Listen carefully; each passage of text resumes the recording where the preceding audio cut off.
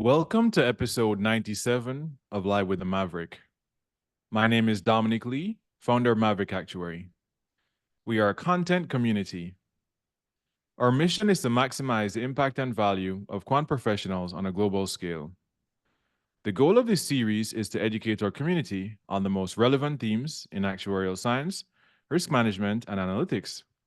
The theme of today's discussion is content marketing. And we are very excited to have with us our guest for today's episode, Louis Kemp. Louis is CEO at Lightbulb Media. Welcome, Louis. Thanks for having me, mate. Looking forward to this. Yeah, looking forward to it. And for those of you who follow me on LinkedIn, I recently went to the UK and me and Louis had the chance to connect in person in his office in Manchester. So that was a lot of fun.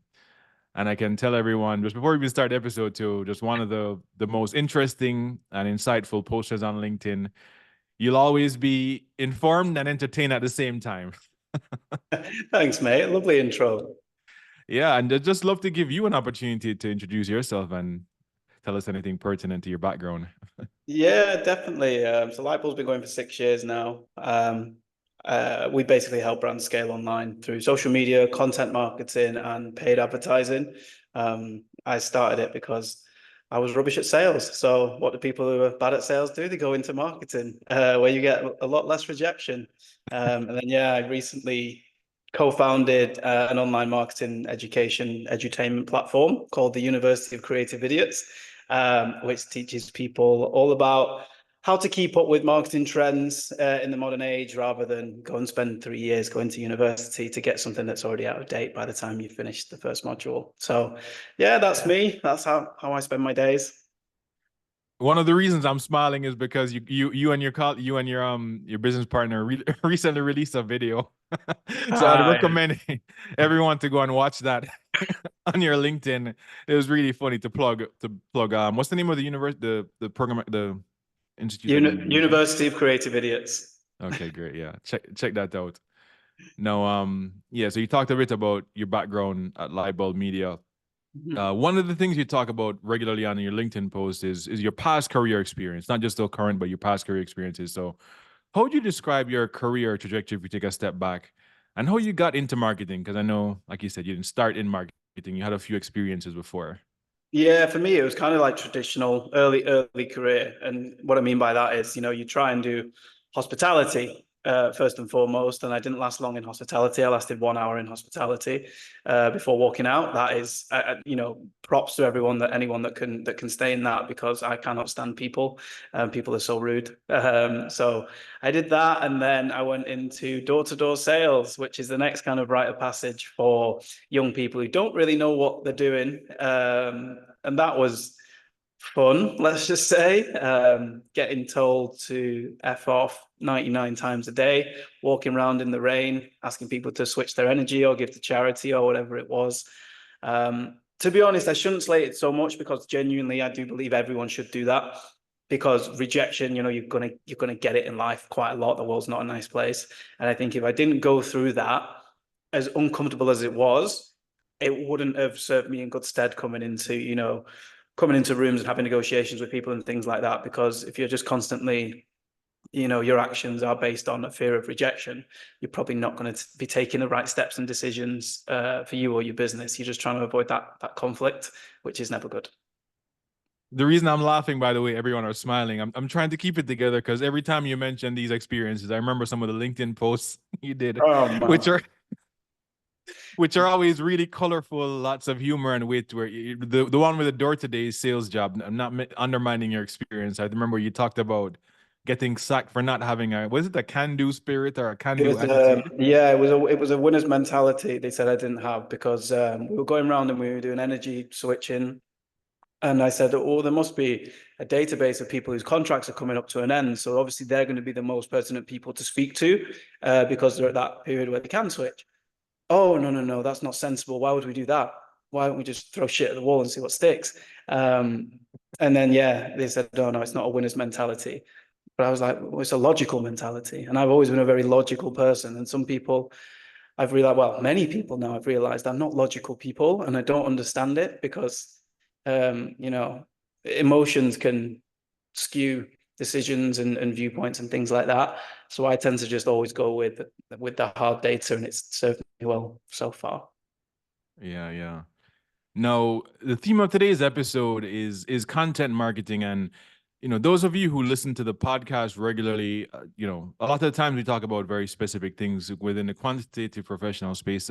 So some of you may be wondering, okay, why is this relevant? Because it's a much broader theme. I think it's, in all fairness, applicable to not only quantitative professionals, but I think there's a huge opportunity with quantitative professionals in particular, because a lot of people in different industries, content has become more mainstream, and I think there's a lot of potential in the quantitative professional space, because traditionally folks in that space haven't been, in my opinion, my humble opinion, the most natural like storytellers.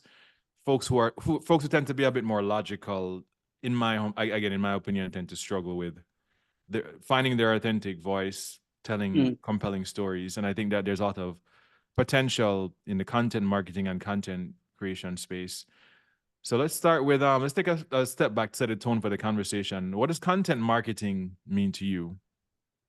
For me, I think the main difference between sales and marketing is you convincing someone else that they need something, whereas marketing is you provide information or content in a way where they convince themselves that they need it. And depending on what you sell, that could be a journey of one day or it could be a journey of 100 days.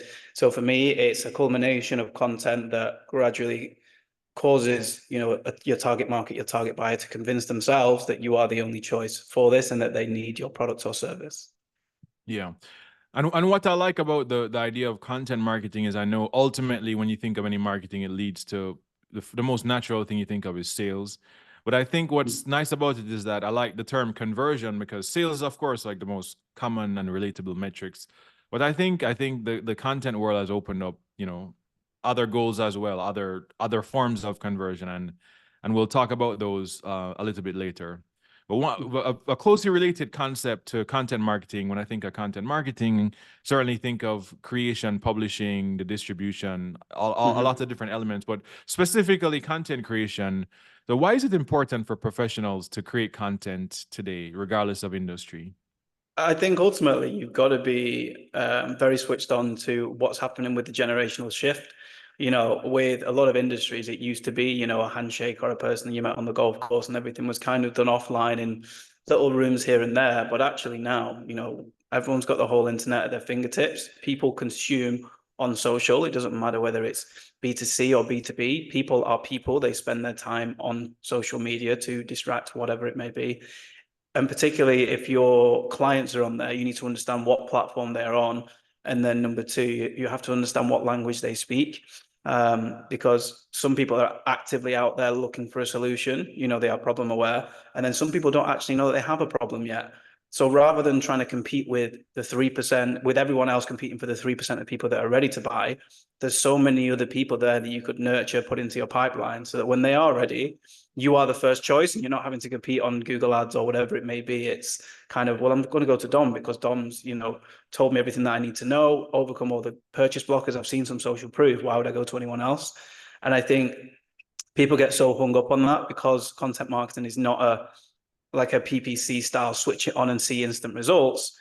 People really struggle in this day and age because of Amazon and Deliveroo and next day this and next day that, to have that delayed gratification. But actually, if you build that inbound pipeline, it completely, covers you through all these periods of ups and downs because you've done the hard yards. It's grim at the start for the first couple of months until you find your voice. Once you hit the hockey stick, it's basically a self-sustaining thing that requires you to put less and less effort in, but get more and more out of it. Yeah, those are great points. And something I'll add to that, I'm sure of course, who Gary Vee is, and many people listening will. And I consider myself kind of proverbially a Gary Vee disciple. I think one of the things he also always talks about is the fact that the distribution is free. And we've never really had access as individuals to something like this before. Of course, we know that there's algorithms and it's not like it's unlimited distribution. There's, of course, caveats. But I think, and additionally, for individuals, for people, for businesses as well, I think you articulated those points well, but just for people who maybe even individual employees, maybe they're not directly selling a product or services, but they're marketing themselves and their individual value propositions. I think it's a tremendous opportunity. Individuals, I think it's even better. I think it's, it's the virtual, it's the online CV now. I know personally from the people that we hire, if someone comes in and you've got pretty much exactly the same skills and you're a similar type of person, actually what's the added value here? Well, actually this person's built up a community. This person has shown that they can tell stories. This person has this kind of personal brand, which is a bit of a horrible word and a bit icky now, but ultimately they can add something extra compared to the next person. So I think as far as, getting a job or getting a promotion, when you're going in for a promotion, well, actually, what have you done? Well, I've got X thousand more eyeballs onto the company just by me posting content online. So I'm therefore more valuable to the company. Therefore, I can now negotiate a better raise or a promotion or more responsibility or whatever else it is that you want. So yeah, everyone should be using it really. Work out what your goal is, reverse engineer it from there, and then mold it to your needs. Yeah. And I'm excited. We're going to talk about goals a little bit further down the line. But, how do you get started with, what motivates you to start posting? Because you're a very active poster now. It's obviously worked. It has worked and is working really well for you. So what motivated you to start posting, and how has that impacted your personal career trajectory? Yeah, for me, at the start, when I started the business, you don't really know what you're doing ultimately. So you do what people tell you to do, which is, oh, why don't you just go to these networking events? So you go into the networking event and things like that, and you sit and you do your 60-second pitch, and you sit around these 10 people or whatever, and then 3 months later, you realize you're still sat with the same 10 people, you all know what each other does. Nothing is happening because the people aren't the right fit. So ultimately, I thought, well, actually, I'm paying money to go and speak to the same 10 people. I can speak to potentially tens, hundreds of thousands of people for free on there. And then when I started coming onto LinkedIn, because it was like, 6 years ago or whatever, I thought the same as everyone else. It's a recruitment platform full of gray haired, boring people that I'm so thrilled and humbled to announce and speaking like, you're a child from the Victorian age. And I was sharing blog posts and thinking that that's what you did. And that wasn't working either. And I was like, you know what? I'm just going to start writing like I talk, and just being myself and trying to make people laugh and try and teach them things at the same time. And then the second I started doing that, everything just started going up and going up and going up. So I was playing around for a little bit, but I probably only really put a strategy in place like 4 or 5 months in and went, right, now we need to use marketing principles here as far as engaging people in the top funnel, disqualifying people, bringing them down to the mid funnel, showing some of the case studies we've got, and then driving them into a call or a sign up or whatever it may be. And then as soon as I started putting the strategy in place, within a couple of months, first inbound client landed. And then from then, we've been 100% inbound business for 6.5 years. Everything has come to us.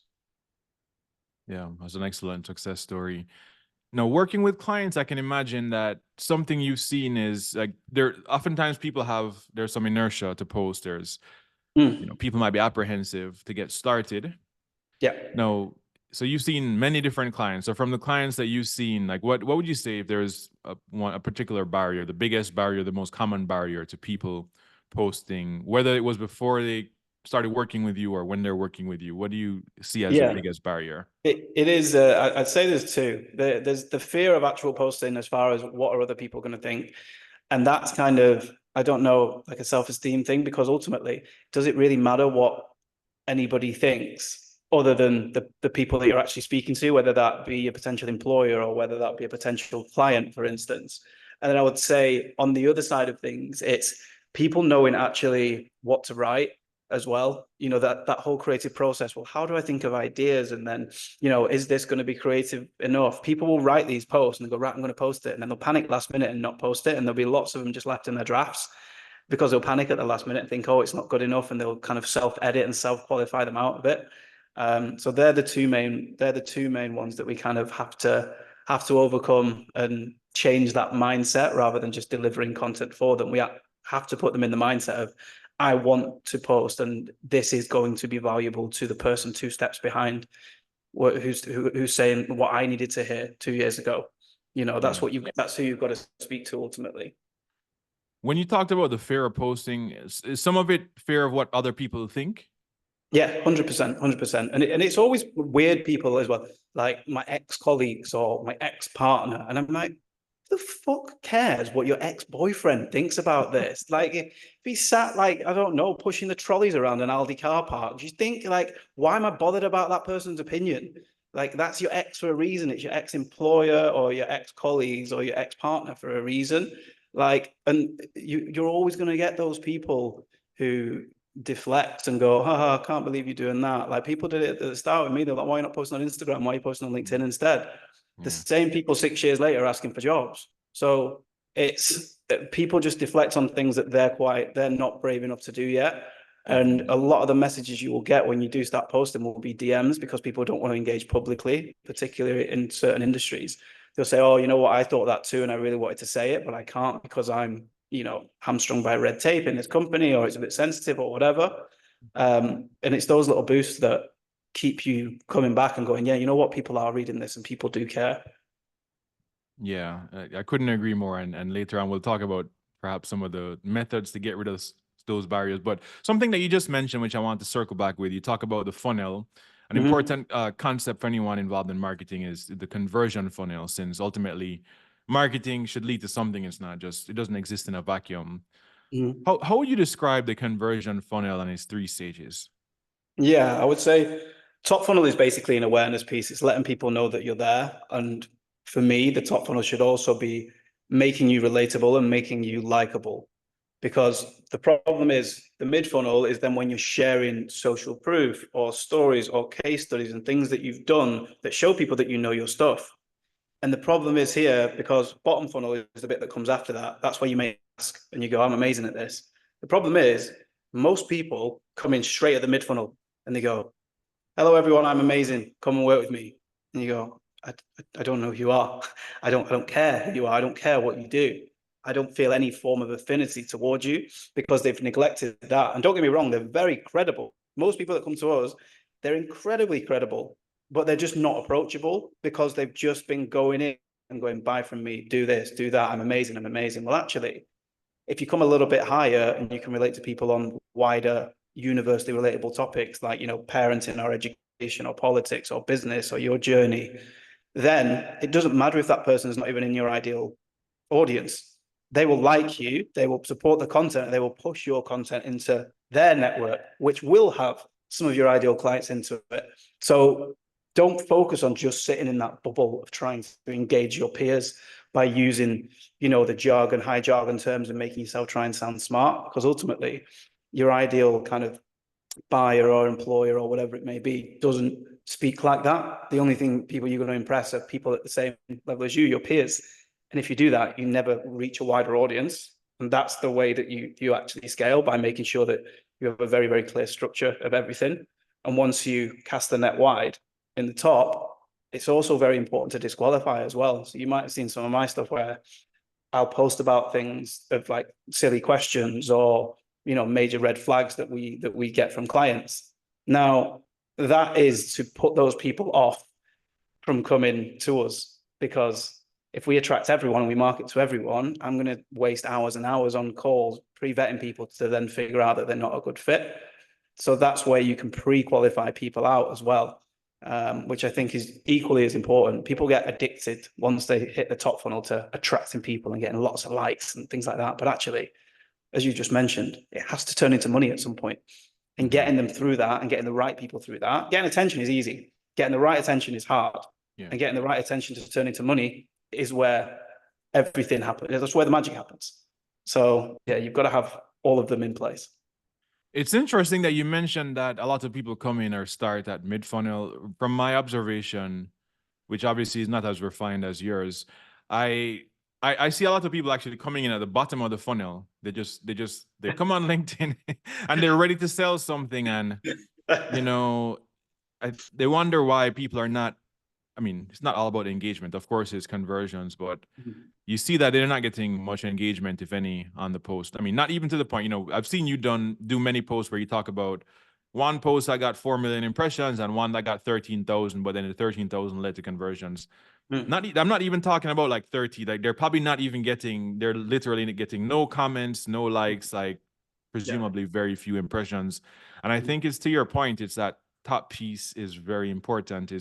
I genuinely believe that people don't, I mean, this might sound kind of cliche, but we buy products, of course, and services, but ultimately we're doing business with people. Yeah. I'll give you a couple of examples just from my life. Like I remember every week in LA, we have a farmer's market just a couple of blocks from me. And I remember one day I was walking through the farmer's market and I have a beard. I was scratching my beard and this older guy who has this like this he sells these kind of creams for your beard that is very specific Yeah. product. And he's like, "Hey, I see you, man." And he really tried to connect with me. And I was like, I wasn't planning on doing this, but the fact that you actually did try to reach Yeah. out to me, I went and I looked over and I got this stuff. I don't honestly don't think I've ever used it, but I wanted to support him because I saw the effort he was making. On the Yeah. flip side, last night I was walking downtown and there's this little kind of I'm not a vegan, but there's some vegan burger like stand or something, and I was just hungry. And I went to see if I could find something to eat, and then the guy behind the counter was just on his phone, like texting, and I'm standing there kind of just looking at the menu, and Yeah. and I just left because I'm like, this guy's like doesn't want to sell, So I feel like that interpersonal connection is really important, is just so important. And I've seen a Yeah. lot of people start from the bottom and not even the middle from what I've seen. Yeah, you've got to give before you take with content. Ultimately, if you go on there, nobody owes you anything. But if we are very reciprocal as creatures, right? You've just said with the story of the guy with the beard oils and stuff like that. If someone supports you, you will naturally support them. And if you go around and leave nice comments, supportive comments, and share your views on your target markets, posts and things like that, they will, one, naturally feel inclined to support you, and two, you're teaching the algorithm that you two are best friends now, so that when you post next, it's going to land in their feed and vice versa. Yeah. So I think the concept of the conversion funnel is very intuitive for people who are, even if they're individuals, if they have a business and they're selling a product or a service. Now, how can individuals apply the conversion funnel concept to their own careers? If you look at people who may be employees, may not necessarily be selling products per se. Yeah, this is where you would probably you need to nail down kind of the destinations if you are going to send people to destinations. So, for instance, if you're looking for a new job, for instance, and you put your CV hosted on your portfolio site, then you can actually track, right, okay, all the clicks and the engagement I'm getting on my post, are they, when I push a call to action and say, go and check out my CV, have I got Google Analytics on there? How many page visits is that getting? How long are people staying on there? Am I actually getting any calls back or messages from recruiters or brands and things like that? Or if you literally just wanted to kind of build a presence on there, then you could focus more on the kind of vanity metrics and say, look, I went from 0 to 5,000 and you're getting a 5% engagement rate. Well, okay, that shows that you can actually, harness an audience and get in front of people, and then use that, package that up to then basically sell to a brand and say, this is what I can bring your company. I can do these skills, but also I can bring this whole new element into the company and get you in front of so many people, because I've looked around and none of your other team post and you're missing out on huge potential revenue. This is what I've done over here. Imagine what I could do to you. Suddenly, it's an easier conversation to have. You become the irresistible choice. Yeah, so I'm glad you mentioned the point. I know you brought up the idea of vanity metrics, and we've had this conversation before. I think when I was in the Manchester office, is the most obvious conversion is sales and revenue, and I think all roads in some way, one way, shape, or form lead to revenue. Having said that, from whether it's from the clients that you've seen or people you've interacted with, are there any non-revenue metrics that you've seen in terms of, when people are developing success criteria using that conversion funnel? Like one example, I mean, I guess I told you with my brand, one of the things that I want to do is kind of change the way that people think of actuaries and quantitative professionals and the value that, and become more aware of the value that they can add in society. So from your perspective, have you seen any examples of other kind of non-revenue metrics or even revenue tangential metrics? Yeah, I mean, it depends on the person or the brand or whatever they're trying to achieve. But ultimately, there are so many as far as like, downloading lead magnets and understanding what people's intent is to get information. I personally really like conversation started, like inbound conversations coming in, because I think I don't know if you're the same, but a lot of people that come to us and have worked with us have basically been lurkers that haven't ever actually engaged on anything. But then they come in the DM and say, I've been following your post for ages. Or they come through the website and say, I've been following your post for ages. And I'm like, well, why didn't you like or anything or comment on anything? Yeah. You never are going to be able to measure that, other than when they literally knock on your door and say, hello, I'm ready to buy from you, which is crazy. Or I'm ready to hire you because I've been following you for ages. which is crazy because it's, you know, particularly as marketers, like we like to plan things and understand how and when and why and try and micro attribute. But ultimately, I think having those soft metrics in there for, you know, website visits or conversations started and DMs and things like that, or even referrals, for instance. Referrals is a great one, right? Am I actually having such an impact on someone that when they see a job opportunity or, you know, someone asking for help, they're tagging me as kind of an unofficial BDM for Yeah. me? Because that shows that you're having an impact, that you're front of mind for people. Even though they can't buy from you, they're happy to recommend you to others. So there's so many different soft metrics in there as well that aren't direct revenue generation. It's interesting you mentioned the whole thing with the conversation started. I've had the same not just me. I've seen Rich. I don't know if you know Richard Vanderblom. What he talks about all the time too is when that there's a certain amount of trust that people have to build up. I don't know if he says it that way, but that's kind of how I think of it. Like a trust that they have to build up before they start engaging with you.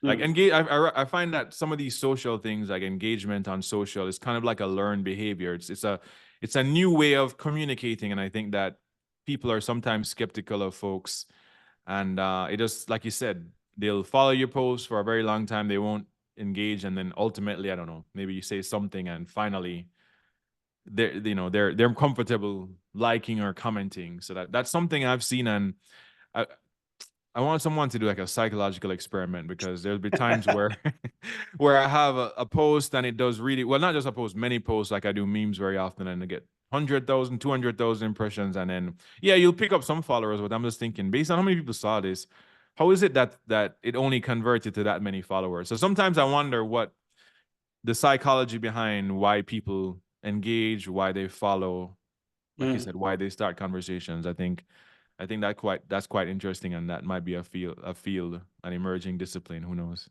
Yeah, I think you need to look at like the weighting of the engagement as well that people give you, because you know it does have different credibility. An impression, when you actually figure out what impression is, it's like I think it's 50% of the post is visible for 0.3 milliseconds. Yeah. Fucking nothing. It doesn't mean, oh my God, you know, I could have millions of impressions every day just walking through town. But if you ask anyone if they remember me, no. Actually, if you look at the actual level of the engagement, a like is probably the easiest thing to give. Scroll, click. An actual one of the other reactions, you have to scroll, hold, scroll. Okay, wait in there. A comment, and then kind of I suppose, the golden one is the reshare. This is valuable enough to share to my audience. The problem of that is LinkedIn kills the reach on like shares. For some strange reason, it's like, nope, Yeah. not having that. Tested it quite a lot. There's been a couple that I've like slipped through and went really well, but a lot of the time they don't like shares. So the best way to get a post out or support it, you know, if you want to put your company page out further, is to actually just drop a like and a comment on it, a reaction and a comment on it from you or whoever else, and that will push it further than a repost would, for instance. Which I is why. actually did learn that from one of the episodes I did with a company, and they like they like it was a debrief post, like similar to what we will do for this episode. They like the debrief post, I think, from the chairman's account, and they said that from their research that's been found to push reach more than a repost. That was a learning to me. So I guess you learn something new, um, you know, every day when you're in this space. I know. No, yeah, no, we talked about this. Another related concept a few times is the concept of a target audience. So when you're creating content, it's imperative to understand who your target audience is. So how can individuals find their target audience? Well, very, very, very simple way on LinkedIn in particular. It has a Boolean search feature, which means, well, if you want, you know, a job in finance or whatever, you could type in finance plus director plus Manchester, and it'll show you all the finance directors in Manchester. So you can literally get LinkedIn to go and do that. They'll try and push you on to getting Sales Navigator. You don't need that. I've never met anybody that's ever needed that. You can literally, if you have a good knowledge of the people that you want to speak to, you can search for them by their job title or company size and things like that on LinkedIn. And then as far as understanding their pain points, I mean, if you don't know them already, then the best thing to do is actually speak to them and ask these people what their pain points are, rather than just guessing and pumping out content that nobody cares about. Research, look into reviews that they leave, for instance, bad reviews, good reviews, what are they saying about the things that they care about? Take those key topics and buzzwords or whatever it may be and craft content around that. So it feels like that you're speaking directly to them. I think that research point is really, really important, because if you don't know someone's pain point, they're not going to stop that scroll, and everything below read more could be the best thing in the world. But unless you have a really strong hook to hook them in and go, they're speaking directly to me, I want to know more, I'm curious, or whatever, they're never going to hit that level. So I think it's really, really important to understand how to garner attention first and foremost. So when it comes to follow up to what you just said, when it comes to that target audience, I think the response that you just gave, I think, is knowing that, okay, I want to reach out to these particular individuals. How can I do it on LinkedIn? To follow up on that, another way of thinking of it is, you know that there's generally a group of people who would be interesting for you to speak to, but there's different directions you can go, different levels of depth. So for instance, I use insurance as an example. Within insurance, you can talk to all people in insurance, or you can talk to people in life insurance versus general. If you're going to general, you can go to personal versus commercial. Like, I guess a part of my question is, how do you think through, or how do folks think through specifically who they want to talk to? And the reason I ask that is I've seen different approaches. There are people I've seen who get very niche and they only just talk to one very specific group of people and they talk about the same exact thing every day. And they do really well with that. And then there's people who are a bit broader and a bit more general. I don't think there's necessarily a wrong or right answer, but when when you're working with, whether it's with clients or just talking to folks, Yeah, is that an ultimately, issue that they? I wouldn't recommend people go too niche with it. Ultimately, because it needs to have that wider pull in the top funnel, with those widely relatable topics. Because if you're just speaking to one person and you haven't done the work on that, how is your post going to appear on that one person's feed unless you've actually gone out there and started interacting with the people in these job titles, for instance, to train the algorithm and kind of go, we care about each other. The next time I post, you should put it in their feed, because I'm always supporting their stuff. So you can kind of prime it and teach it. That's about as far as you can get organically without having to kind of pay to play on that. But then I think just the wider topics in general, can guide you if you don't have a real strong idea. I mean, if you're coming into any form of amplification or marketing, you should have a really good, strong grasp of who your target market are and your pain points. But if you don't, get comfortable with writing anyway, and you might start resonating with a completely different subset of people or industry or whatever it may be, that then puts you into, that's driven a lot of personal insurers to come over to me now. Okay, cool. So it's just a means to an end ultimately, rather than kind of going out there with a toothpick trying to catch fish. Cast the net wide, pull it back in, see what falls out of it, cast it again. Was it right or not? Okay, switch to top funnel content strategy, see what comes out at the bottom this time, and go again. You're not going to get it right the first time. You're not supposed to. Marketing content is a consistent process of split testing. I'm going to do this for 3 months, and I'm going to look at these and these key metrics. Okay, we didn't hit this. Let's go again. Next 3 months, here's the strategy I'm going to do. Connect with these people, speak about these topics, do this. Okay, this went up. We're on the right path. And you basically rinse and repeat that until the end of time, until, like you say, you get what you're looking for, your new job, your promotion, or land a client, or whatever it may be. So now that you've identified your target audience, what are the keys to cultivating a relationship with that target audience? I think it's first and foremost, you don't jump in with the business card straight away, because people don't like that. I know that when I think someone's cool and I'm like, oh yeah, I'll connect with these people. 30 seconds later, hi, do you want 20 piping hot leads in your inbox? And I think, wanker, straight away. Like, I just get rid, block, report for terrorism, everything I can do to be as petty as possible, because I don't like people that do that kind of start the relationship off on a lie. Whereas if me and you are bonding over, how terrible Manchester United are or something like that, yeah, it's things like that. I think you start like a real relationship. Most real relationships start with a friendship.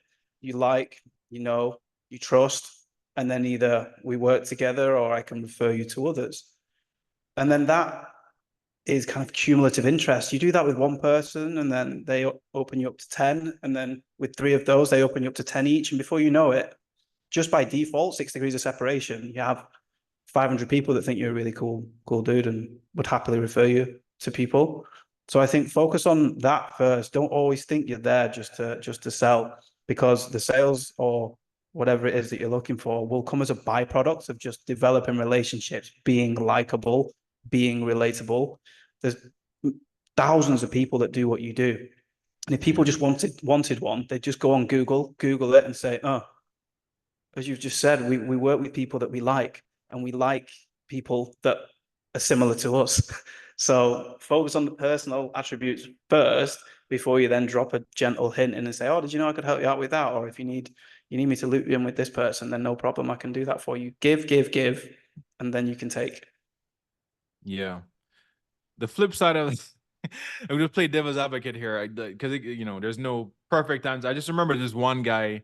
He was doing that. He was really genuinely trying to cultivate a relationship. I think what he was trying to do is he might have been a financial advisor or something, and I just really wasn't in the market for that. And like he'd reach out and say, "Hey, how was the 4th of July? You know, how many hot dogs did you have?" I mean, it was I could, the intent was positive, but sometimes, you know, it's kind of like, yeah, how do I tell this person that, yeah, I appreciate your effort, but that's probably not. I'm not in the market for that, but yeah, so that can happen sometimes. That's your fault. If you're teasing him and you're not giving him a straight no, that sounds Yeah. like your fault to go, oh yeah, I had 20 hot dogs. Maybe check in next week and check on my hot dog count then. That's your fault. I actually didn't answer, in all fairness. I eventually kind of let him down easily and said, okay, yeah, you know, I'm in sales. I really appreciate the effort, but yeah, that I don't know. I guess the bottom line is that you're not going to win everyone. That's it's a No, sales yeah, is a numbers game too. So it is. yeah. To relate it to what I just asked, you know, to effectively cultivate a relationship with your target audience, finding your authentic voice is key when you think of posting on a regular basis. So what are the keys to finding your authentic voice when creating content? I think reading stuff aloud when you've written it is really, really important, because the first thing I do when people say, oh, show me your last post, and they're like, I'm so thrilled and humbled to announce a dynamic new partnership. And I go, say that aloud. Say that aloud now so you can hear it and hear how stupid you sound. Nobody talks like that. And when people read content online, they read it in their voice, in their head. And it doesn't get me going, you know, stuff like that. So I think you have to write like you're having a conversation with somebody, because then when people actually do meet you, they're going to have an idea and impression of you in your head from the content you've done. And if that matches perfectly, it's a great way for them to obviously build trust, to go, yeah, that is exactly who they are on and offline, which in turn, you know, that's social proof, that's trust, and that means they're closer to working with you or recommending you. So I think that's a really, really good one with that. And it's tough to do because we've been taught for so long that you have to say this and be corporate and do that, and it's absolute nonsense. All the challenger brands that come to us in B2B who give us creative freedom absolutely smash it out of the park. And then there's people going, oh well, yeah, maybe we can be a little bit more creative. If you are working in a company that gives you creative freedom to have a personality, use that, because it's an unfair advantage that most of the people in professional services don't have. And you can absolutely mop up market share. You saw it with the banks. You know, all the big banks were like, no, we're good. We can do whatever we want. We don't have to care about people. And we can say this and do that and have these big folders. And then Monzo and Stalin came over and said, hi, we speak like humans. Here's some personality. We just kept it super simple. You want to cancel, do this. Everyone started tsunami all over to those guys. And then suddenly the big incumbents go, oh shit, we need to, maybe we should be doing that. Don't be the people that are playing catch up. Be the people that are actually, you know, forming the path. It's scary, but it works. Yeah, one of the things I want to inspire, on that note on authentic voice, I really want to inspire people to do is to speak. Like, say people, for instance, I think it's natural for people who have a company, or well, I mean, they could still be speaking in their solopreneur, entrepreneurs, that company's voice. But I think it's more pronounced for individuals who work for bigger companies, like individual employees. It kills me. And actually have a post about this on my website where I talk about the fact that people speak in the company's voice versus theirs. It really, I'm very sensitive to that when I see it, when I see people reposting, oh, my company is on this list for best employee. It's just like, who cares? Your LinkedIn is about you. It's not about your company. Your company doesn't need any more PR. Yeah, Not from you either. It's a myth that your company owns your LinkedIn profile. They don't. It's an open social media network. That is your profile. You do whatever you want with it. Obviously, if you're bringing the company into actual disrepute and being, racist, homophobic, sexist, or whatever. Yeah. But if you're just having a personality and you've not started every post with, I would love everyone to read our white paper. Guess what? Nobody reads white papers. Stop posting white papers. No one cares. They're on social media literally to be entertained, educated, inspired, whatever it may be. And their attention spans are like that. You think someone's going to sit there from someone they've never heard of before and read a 70-page white paper about a subject they don't care about? They are not. You are delusional. And whoever is telling you to do that is delusional as well. They always seem to be 70 pages, don't they? At least. All the time. Madness. Give me the summaries, 5 bullet points. Yeah. It's a huge opportunity to repurpose content. I think a lot of the kind of old corporate audience, they, like you said, they spend all this time creating these very detailed collateral and then they just repost it on LinkedIn. I think people are going to click and read versus actually breaking it down into short form and images. And carousels or whatever, Exactly. Huge opportunity with that. So now that we have a sound understanding of the value adds of, content creation, let's actually talk about some of the mechanics of it. So what are some of the fundamentals for individuals who want to get started with content creation? I think first and foremost, it's understanding the purpose, as we said before, about that pain point that you're trying to overcome. My belief is that every single piece of content should make a person feel something, some kind of emotion. It doesn't have to be positive. So you can use happiness, you can use envy, jealousy, anger, whatever else it is. If you read back a piece of content that you've written, we call it the so what test. If you read it and you go, okay, and it hasn't made me feel anything, then you need to switch something up in there, because the worst reaction someone can have to your content, it's not loving it or hating it, it's indifference, because indifference pleases nobody. It's just another thing that people scroll past that gets buried. So I think first and foremost, understand what you're trying to achieve with that first bit of content, and then that helps you kind of reverse engineer it. And then you can actually just write down the meat of whatever it is that you're trying to say. That's fine. That's probably not going to change. It is what it is. But the hook is going to be really, really important, depending on kind of what platform you're putting it on. So for LinkedIn, for instance, you'll only see the top 2 lines. So unless that's something really enticing, people aren't going to click read more. Or if you're doing an Instagram video, for instance, you're going to have the first 2 seconds of the video. You need to tell people in the first 2 seconds why they should watch the next 20. Otherwise, they're just going to keep scrolling. So it doesn't matter how good your content is if your hooks are poor. So write the piece of content first, and then figure out, right, how do I make people curious here? And there's a very, very thin line between clickbait, which is, oh my God, if you're born in 1986, you need to see this. You've seen it on ads and other sites and stuff like that. Always deliver on what you're going to promise. I would say that, because if it gets too clickbaity, people won't trust you and they'll just stop clicking on your stuff. But ultimately, write it first, then focus on putting the hook in once it's done, to make sure that you are actually getting those eyeballs. And then if it doesn't work, don't bin that piece of content, right? Repurpose it, post it out again, on the Friday, but with a different hook. People have this thing in their head that, oh my God, I can't have posted that once. Yeah, I can't post that again. You're not that important. People get hit with 20,000 ads a day. They're not going to go, oh, don't put that out 3 weeks ago. I remember, it's going to have to be a really special piece for thousands of people to remember that. Put it back out again, see if it was the hook, see if it was the day that didn't land. And then this is where you can work out and go, right, on Mondays, this, professional stuff seems to land. On Fridays, when I'm talking about my family, that seems to absolutely bang. And on Wednesdays, we do case studies and that absolutely bangs. Eventually, you get to that stage with enough testing, so you have a really clear strategy that you can then follow. But in the initial stages, you have to do a lot of testing. That's actually a good point on reposting. I'll be honest, I've fallen into that trap before, thinking of, I call it main character syndrome, of thinking that people remember what your posts are. And when I got to the point where I stopped remembering if I posted something before, then I realized that, I don't think that they're remembering that either. No. And what I realize is that in some ways, somebody's LinkedIn page, it can look different to 2 or 3 different people, because I feel like some people only see memes, some people see everything, and some people are interested in that, they will actually seek it out.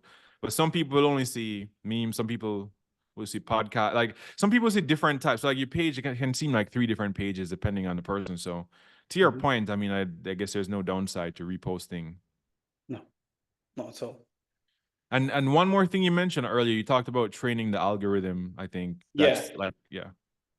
Yeah, as far as that goes, like nobody actually knows how the algorithm works. Yeah. Even the people who make the algorithm don't even know that because it just moves and shifts. Mm-hmm. But ultimately, it will have the basic characteristics of an algorithm, i.e., on Instagram, you'll notice, or TikTok, if your thumb stops over something for a couple of seconds longer, your explore feed will start filling up with more of that stuff.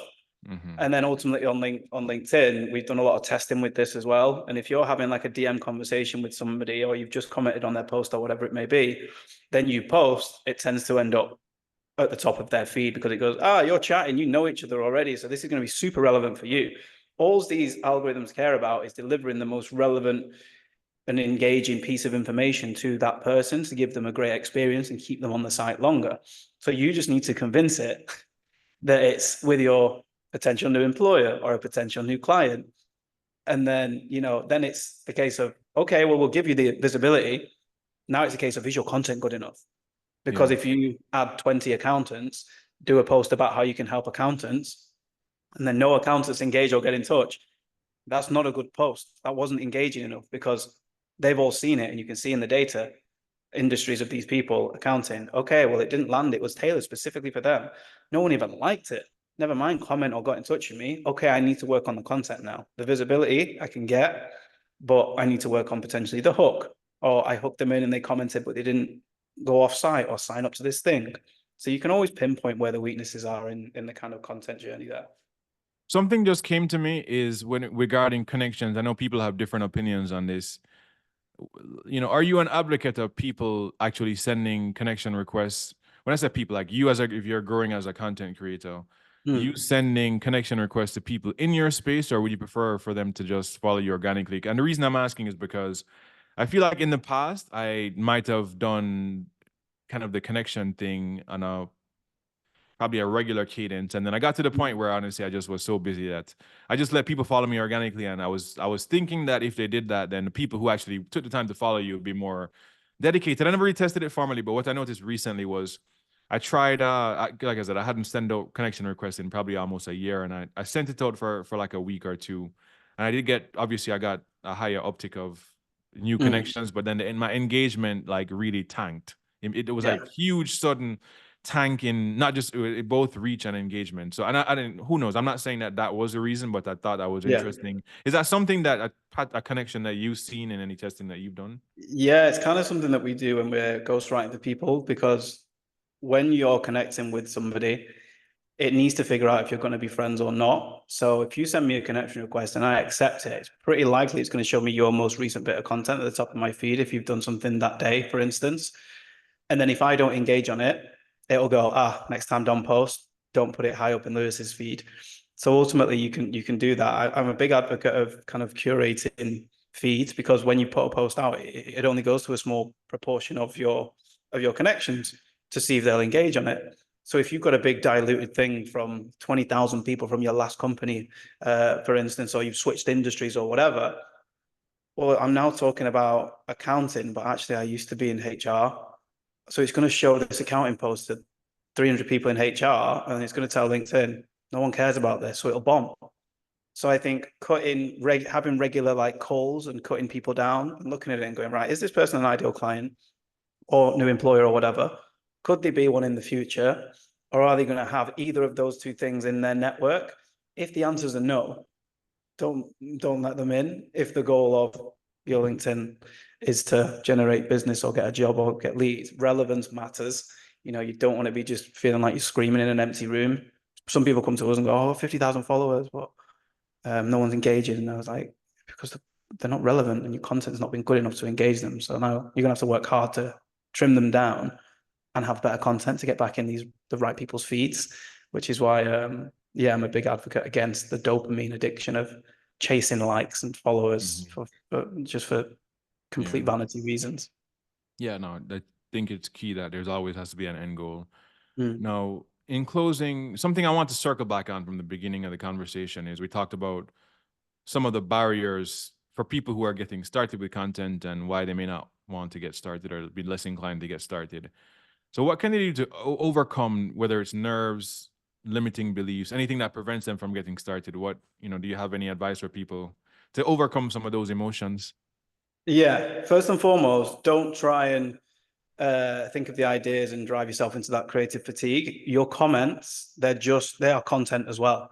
Let someone else think of the idea, spark that idea, and then you go in and leave your 2 cents to show that you know things. Get comfortable with sharing your views when there's thousands of other people sharing their views as well. So it doesn't feel like you're kind of stood in the spotlight by yourself when you click post and you go, oh, panic, and then you shut your laptop, right? So use that as well. And I think before you get to the writing stage, you don't have to just do it straight on LinkedIn. Like my notes app, whenever I think of something, I just scribble it down in my notes app all the time. It doesn't have to be coherent. Just get it down in your head when cool ideas come to you.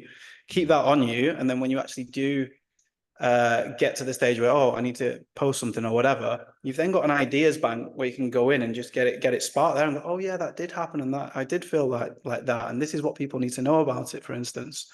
So you've got to make it easier for yourself. You've got to like prep for your future self and do the little baby steps. Don't just go in cold turkey and go, right, I'm going to start writing 10 posts a week. Just start with 2 posts a week. That's fine. And then build up to 3. And then if 3 is a sweet spot, it's fine. I don't think I do more than 3. I don't think I ever have. I don't think anyone's that interesting to do 5 posts a week, to be honest with you. Yeah. Well, wow, this has been just as good as I thought, or maybe even better. And I encourage everybody to follow Lewis on LinkedIn and check him out on Lightbulb if you need those kind of services. I think I think you're a great writer, and I think the most important thing is that your posts always come from the heart, and that's what I really appreciate about the content that you post. So thank you so much for your time, and as always, let's keep in touch. And if you ever come to the West Coast, definitely connect in person, just like I did when I went to Manchester. Perfect, mate. Thanks for having me. Really enjoyed it. All right. Thank you. Same here. Take See you care. later, mate. Bye.